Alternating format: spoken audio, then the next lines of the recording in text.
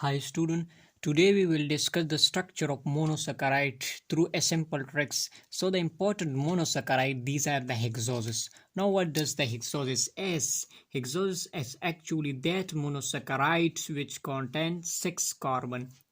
So these 6 carbon monosaccharides is called as hexoses. Now the structure of these hexoses is very important in the chapter of biomolecule. So we can learn the structure, how to draw the structure of these hexoses. So through this draw the structure of these hexoses. So the important hexoses we have glucose, galactose and fructose. Glucose, galactose and the third one, that is fructose. So we know that these are the hexoses. So it contains 6 carbon. So the first step, that is you have to write the stack chain of these carbon. So simply 1 2 3 4 5 and finally 6. In case of the galactose, it also contains 6 carbon. So you can draw the stack chain of these carbon 1 2 3 4 5 and finally 6. Fructose 1 2 3 4 5 and 6. So this is the first step. So the next step included, you have to write the functional group.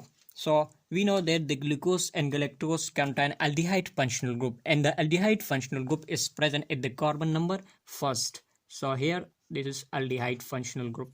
Here is also aldehyde functional group, but in case of the fructose, we have ketone functional group, and it is present at the carbon number second. Now the third step of this you have to remember the number, that is 2 4 5 6. इधर आपने क्या करना है, इस number को remember करना है 2 5 6.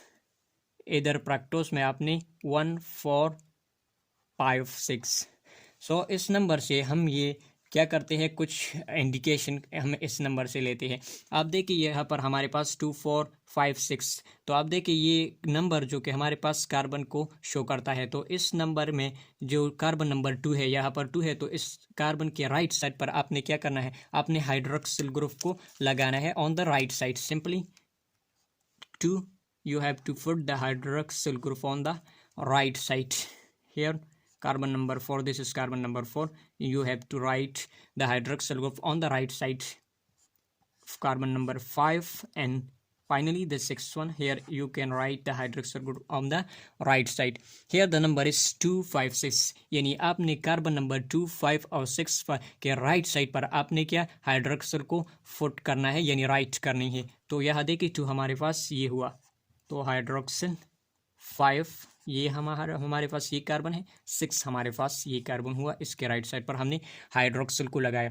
तो अब देखिए फ्रक्टोस में हमारे पास नंबर है 1 कार्बन हमारे पास ये हुआ, इसके राइट साइड पर हाइड्रोक्सिल को इधर लगाना है. 4 ये हमारे पास, ये इधर भी हमारे पास ये 5 नंबर कार्बन, ये हमारे पास फाइनली 6 नंबर कार्बन है.